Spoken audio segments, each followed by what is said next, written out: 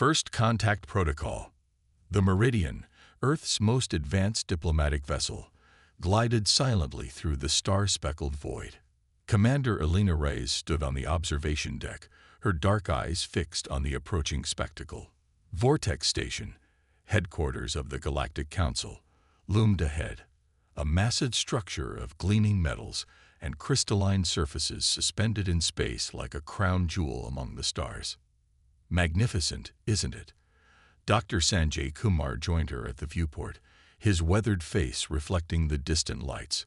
As Earth's leading xenobiologist, he had spent decades theorizing about alien life. Now, after humanity's first contact 6 months ago, his theories were being tested. Beautiful and terrifying, Elena replied, straightening her formal uniform. As head of the human delegation, the weight of 7 billion lives rested on her shoulders. I can't shake the feeling we're walking into something we don't understand. Lieutenant James Chen, their security chief, approached with a tablet. Final briefing, Commander. We're cleared to dock in 30 minutes. Elena nodded. And our contingency protocols? In place, Chen confirmed quietly. Though I hope we won't need them. The truth was, Earth's leaders hadn't sent them completely unprepared into the cosmic unknown. Beneath the diplomatic mission lay layers of contingency plans, defensive measures that Elena prayed would remain theoretical. When the Arxian scout ship had appeared in Earth's orbit half a year ago, humanity had experienced both its greatest hope and deepest fear simultaneously. We were not alone. The galaxy teemed with intelligent life, organized under a vast interstellar government called the Galactic Council. The Arxians had come as messengers, inviting Earth to send representatives. What they hadn't explained was why the invitation had come now, after humanity had been washed for centuries. The Meridian docked with a gentle shudder. Elena addressed her 12-person team one final time. Remember your training. We represent all of humanity. Whatever happens, history will remember this day. As the airlock cycled open, they were greeted by a delegation of 5 different species. The Arxian representative stepped forward, a tall, slender being with iridescent scaled skin and 4 arms. Ambassador Clarvex bowed slightly. Commander Reyes, the Council welcomes Earth's representatives to Vortex Station. Elena returned the gesture. On behalf of Earth, we are honored to be here. The welcoming party led them through soaring corridors where beings of countless forms moved about their business. Some resembled Earth creatures, humanoid or reptilian, while others defied categorization. Floating clouds of luminescent gas, crystalline entities that clinked as they moved, and beings that seemed to phase in and out of visible space. They were shown to their quarters, luxurious by human standards, though Elena noticed subtle security measures. The doors had no internal locks, and there were monitoring devices in every room. These will be your accommodations during your stay, Clarvex explained. The council assembly begins tomorrow. Rest well. When they were alone, Dr. Kumar activated their counter-surveillance device, a small disk that created a bubble of white noise. Standard diplomatic procedure, especially when dealing with unknown entities. They're watching us, Chen said immediately. I counted at least 7 different monitoring systems, some biological. Elena nodded. Expected. Dr. Kumar, your impressions? The scientist rubbed his chin. Fascinating diversity, but did you notice? We're the only newly contacted species here. Everyone else seems established. And the way they look at us, added Communications Officer Lena Rodriguez. It's not curiosity. It's assessment. Elena had noticed it too. Calculating gazes, whispered conversations that stopped when humans approach. Something wasn't right. We proceed as planned, she decided. But stay alert.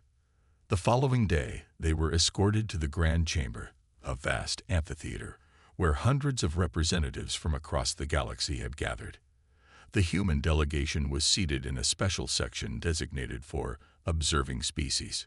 Grand Chancellor Vortful, a massive being with stone-like skin and glowing eyes, called the assembly to order. Today marks a historic occasion. We welcome representatives from Sol 3, known to its inhabitants as Earth. Elena was invited to address the assembly. Standing before the gathered representatives of 1,000 worlds, she delivered humanity's message of peace, cooperation, and mutual exchange. Earth comes seeking friendship and knowledge. We have much to learn, but also much to offer. We hope this marks the beginning of a prosperous relationship between humanity and the galactic community. Her words were met with polite applause, but Elena sensed reservation in the chamber. Chancellor Vorthol thanked her with formal courtesy, then proceeded with other council business, trade disputes, territorial claims, and regulatory matters that gave Elena insight into how this vast government functioned. During a recess, they were approached by a small furry being with large eyes and a translator device. "Greetings, humans. I am Representative Melix of the Tellurian Collective." Elena greeted the alien warmly. Unlike many others, Melix seemed genuinely interested in Earth. "I have studied your broadcasts," Melix said. "Fascinating cultural development. But I must warn you, not all view your arrival with optimism." Chen tensed beside her. "Meaning?"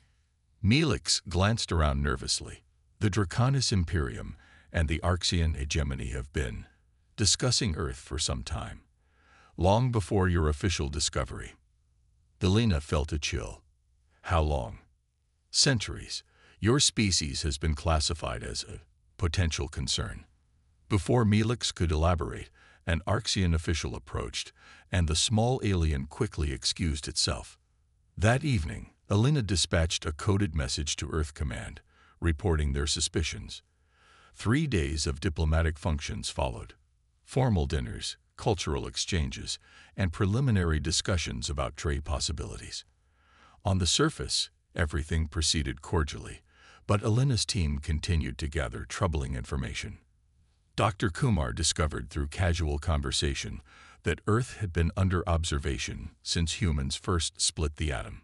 Lieutenant Chen, befriending security personnel from smaller worlds, learned that Earth was classified as a Type 4 emergent threat, the same classification given to species that had later been contained by Council intervention. On the 4th day, Elena was reviewing reports when Dr. Kumar burst into her quarters, his face ashen. "I accessed their biological database," he whispered. "They've been collecting human DNA samples for decades. There are detailed studies on our physiology, psychology, even weaponized pathogens targeted to human genetics." Elena felt her blood run cold. "Are you certain?" "Absolutely. And there's more. Record of council deliberations about Earth dating back 50 years.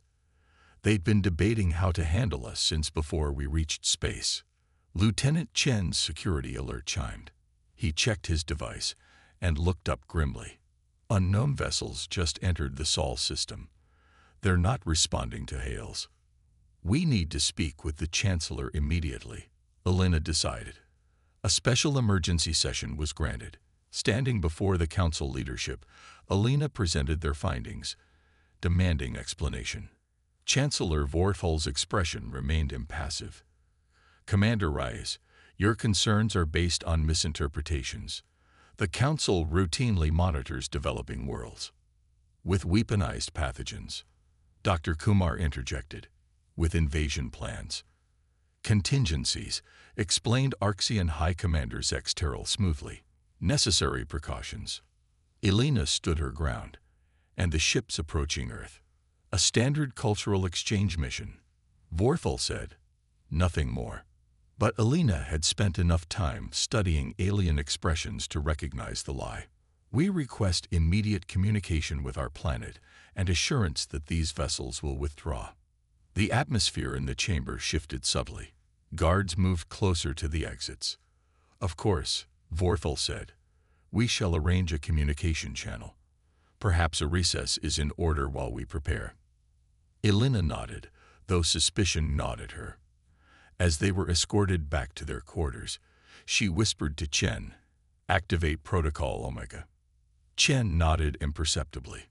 Protocol Omega, Earth's deadliest insurance policy. If the delegation failed to send a regular safety signal, certain preparations would begin automatically back home. They were halfway to their quarters when the attack came, swift, and without warning. Gas flooded the corridor as armed council security surrounded them. Elena's last conscious thought was activating her emergency beacon as she collapsed to the floor. She awoke in a sterile chamber, restrained to a medical table. Dr. Kumar and Lieutenant Chen were similarly bound nearby. The rest of her team was nowhere to be seen. Arxian High Commander Zex Terrell entered with several medical technicians. "Commander Reyes, I regret this unpleasantness. Where is my team?" Elena demanded, struggling against her restraints. "Being processed," Zex Terrell replied. "As you will be. This is an act of war," Elena spat. "Earth will respond." Zex Terrell's expression showed something close to pity. "Your species has been designated an existential threat to galactic stability. Your development curve is unprecedented. In merely 10,000 years, you've gone from stone tools to rudimentary space travel. Given another century, our projections indicate humanity would challenge Council authority." So this was never about diplomacy, Elena realized. This was about assessment and containment. Indeed, the ships approaching Earth carry specialized bioweapons, engineered to reduce human population while preserving your planet's biosphere. A humane solution. Dr. Kumar strained against his bonds. "You're talking about genocide." "We prefer guided regression," Zex Terrell corrected. "Your species will be reduced to pre-industrial numbers and capability. In a few millennia, you may be reconsidered for membership." Elena laughed, a sound that clearly unsettled the Arxian. "You've made a grave miscalculation. I assure you, our models are quite precise." "No," Elena's voice was steel. "You've made the mistake of assuming we came here unprepared, that we trusted you completely. Protocol Omega has already been activated." For the first time, uncertainty flickered across Zex Terrell's alien features. "A bluff. Your planet has no defenses against our technology." Elena smiled coldly. "You've been watching us for centuries, yet you still don't understand humans. When threatened, we don't just defend. We make defeat so costly that victory becomes meaningless." Alarms suddenly blared throughout the station. A subordinate rushed in, chittering urgently to Zex Terrell in their native language. "Impossible," the Arxian commander hissed. "What's happening?" asked a suddenly uncertain Zex Terrell. Elena's smile widened as the station shuddered violently around them. "That would be Earth's response. You should have killed us faster." Operation Earthborn Fury. Admiral Marcus Chen stood in Earth's Unified Defense Command Center, surrounded by holographic displays showing the unfolding crisis. The massive underground facility buzzed with controlled urgency as military personnel coordinated humanity's response. "Confirmation, sir," announced Strategic Officer Nadia Volkov. "The emergency beacon from Commander Reyes' team activated 43 minutes ago. No communication since, and the Protocol Omega Deadman switch has been triggered." Marcus's weathered face hardened. He had warned against this mission. As Elena Reyes' brother, he had personal reasons to fear the worst, but as Earth's defense chief, he had professional ones as well. Humanity had prepared for this possibility, secretly, desperately, ever since first contact. "And the alien vessels?" he asked. 3 Arxian warships have entered the outer system," Volkov reported. "On direct approach to Earth. ETA 4 hours. General Takahashi, representing the Asian Pacific Alliance, stepped forward. "Admiral, we need to decide. If Commander Reyes and her team have been compromised, the evidence suggests they have," Marcus said grimly. "The Protocol Omega signal is clear. Our delegation was attacked during peace negotiations." The representatives from Earth's unified governments exchanged grave looks across the command table. What they were considering had been theoretical until now, a last-resort contingency developed in secret after first contact. "Begin evacuation of priority civilian centers," Marcus ordered, "and initiate the Annihilation protocol." The command staff stiffened. Everyone knew what that meant. Verification required, the system announced. Annihilation Protocol authorization. 5 leaders from Earth's unified governments placed their palms on the biometric scanner simultaneously. The system hummed as it verified their identities. Annihilation Protocol authorized, the AI announced. Activating dormant defense grid. Across Earth's surface and throughout the solar system, hidden installations awakened. For decades, humanity had presented a carefully crafted image to the stars, technologically advancing, but still limited, culturally fascinating, but militarily unremarkable. It was a calculated deception. In secret bunkers beneath every continent, experimental weapons systems powered up. In the asteroid belt and beyond, stealth platforms and automated shipyards activated. Earth had suspected they weren't alone long before official first contact, and they had prepared accordingly. Send the message, Marcus ordered. Throughout the solar system, quantum communication arrays broadcast a simple demand to the approaching Arxian vessels: withdraw immediately or face extinction. On board the lead Arxian warship, Fleet Commander Draz Kerr received the human transmission with amusement. "They've detected us," his second-in-command noted. "Earlier than anticipated, but irrelevant," Draz Kerr replied. "Continue approach. Prepare the bioweapon delivery systems." The intelligence briefings had been clear. Earth possessed rudimentary energy weapons, primitive spacecraft, and no effective planetary defense system. The humans had been cordial and predictable during negotiations, just as expected from an immature species. "Commander, we're detecting unusual energy signatures from Earth's moon," the sensor officer reported suddenly. Draz Kerr frowned. Specification: unknown technology, power levels exceeding our forward batteries. Before Draz Kerr could respond, brilliant beams of energy lanced out from concealed lunar installations, striking the smallest Arxian vessel. Its shields flared briefly before collapsing, and the warship disintegrated in a blinding explosion. "Impossible!" Draz Kerr roared, staggering as his own ship rocked from a near miss. "All vessels, evasive action." How could they possess such weapons? In Earth's command center, Admiral Chen watched the engagement with grim satisfaction. Phase 1 successful. Lunar defense grid performing beyond expectations. The holographic display showed the remaining Arxian warships scattering, clearly shocked by the unexpected resistance. What they couldn't know was that humanity had recovered and reverse-engineered alien technology from a crashed scout ship in the 2030s, decades before official first contact. Earth's apparent technological level had been a carefully maintained illusion. "They're regrouping," Volkov noted, "and reinforcements just emerged from FTL at the system edge. 6 more warships." As expected, Marcus nodded. "Launch the Thanatos fleet." From concealed hangars throughout the solar system, Earth's true military might emerge. Sleek warships with technology that rivaled or exceeded anything in the Council's arsenal, the product of decades of secret development. Commander Lai Wei, captain of the EDF Prometheus, opened a channel to all Earth vessels. "This is Thanatos Actual. Remember your training. These aliens came to exterminate our species. Show them why that was a mistake." The human counterattack was swift and devastating. The Arxian reinforcements found themselves caught in a carefully planned crossfire as Earth vessels emerged from hiding spots throughout the asteroid belt. Weaponry that shouldn't have existed in human hands tore through alien defenses. On Vortex Station, Elena Rice felt the station rock violently again. Emergency lighting bathed the detention area in ominous red as Zexterral received increasingly frantic reports. "What have you done?" the Arxian demanded. Elena smiled coldly despite her restraints. "Exactly what you feared. We've been preparing for this possibility since long before you discovered us." Another explosion shook the station. Lieutenant Chen, still bound nearby, laughed darkly.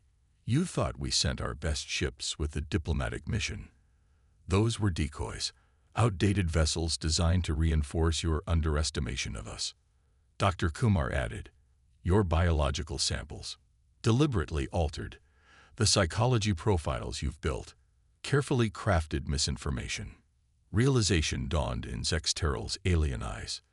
The Council's assessments were exactly what we wanted you to believe. Alina finished.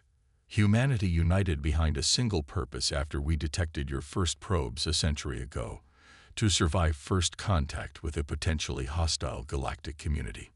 The station rocked again, more violently this time. A panicked subordinate burst into the room. High Commander, Earth vessels have breached the defensive perimeter. They've destroyed the Arxian fleet and... The aide's voice faltered. And what? Zexteral demanded. They're demanding the station's surrender and the immediate release of their delegation.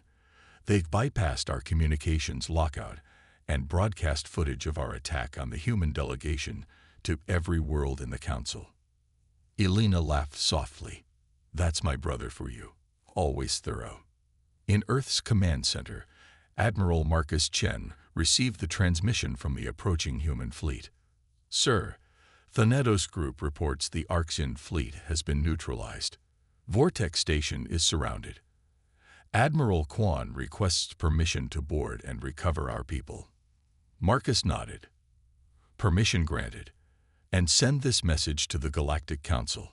Any further hostile action against Earth or human interests will be met with immediate and disproportionate force. This is not a negotiation. On view screens across the galaxy, footage of the Arxian attack on unarmed human diplomats played alongside images of Earth's fleet-destroying Council warships.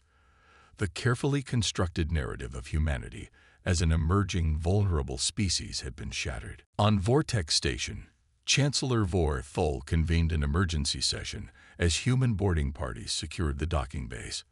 Representatives from worlds throughout the galaxy watched in shock as armed humans in advanced combat suits escorted Commander Elena Reyes and her surviving team members into the chamber. Elena, still bearing marks from her captivity, approached the central podium without permission. The Council guards moved to stop her, but a warning gesture from the human soldiers made them reconsider. Members of the Galactic Council, Elena's voice carried throughout the vast chamber. Today you witnessed the consequences of treachery.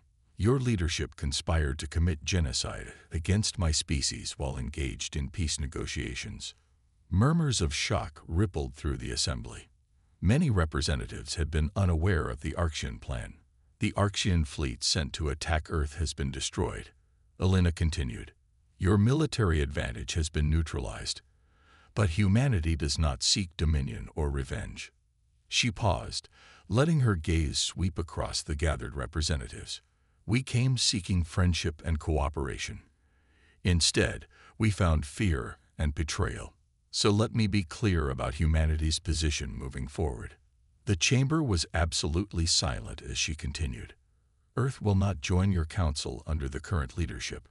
We will not accept subordinate status. We will, however, establish diplomatic relations with any species that wishes to engage honestly with us. Chancellor Vor Thol finally found his voice. You cannot dictate terms to the Galactic Council. We represent 1,000 worlds. And yet your mighty warships are now debris floating through our system, Elena countered. The humans you dismissed as primitive just defeated your best forces. Consider carefully how you proceed. Admiral Marcus Chen's voice came through Elena's communicator, broadcast throughout the chamber. Commander Rice, your extraction is complete.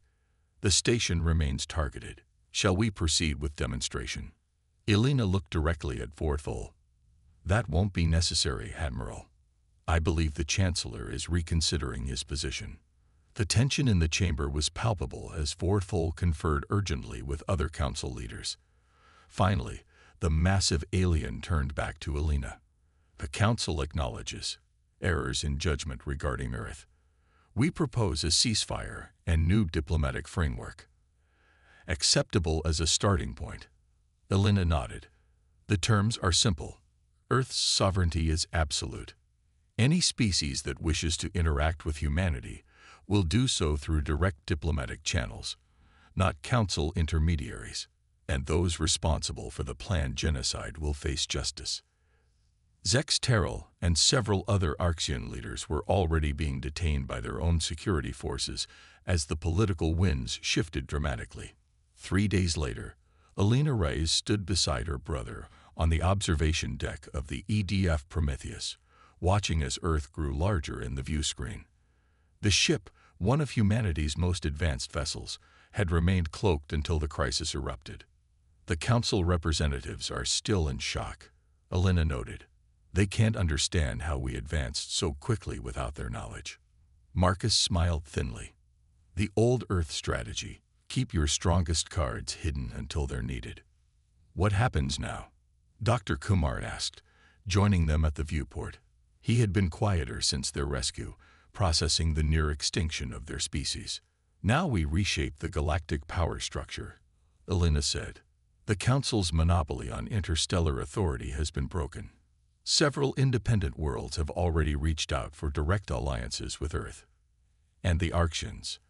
Their leadership will stand trial for crimes against sentience, Marcus replied. The evidence we broadcast has turned most of the galaxy against them. Even their traditional allies are distancing themselves. The view screen shifted to show news broadcasts from across Earth. Humanity was celebrating their survival while coming to terms with their new reality. They were not alone in the universe, but neither were they helpless. We revealed our technology too soon, Alina mused. The contingency plans called for maintaining the deception longer. We had no choice, Marcus replied. And perhaps it's better this way. No more pretending to be less than we are. As the Prometheus entered Earth orbit, Alina thought about the message they had sent to the galaxy. Humanity would not be controlled, contained, or exterminated. They had prepared for centuries, unified despite their differences, and emerged victorious against overwhelming odds. The Council analyst who first classified us got one thing right, Alina said softly. Humans are dangerous when threatened. Dr. Kumar smiled for the first time since their ordeal. Not just dangerous, unstoppable.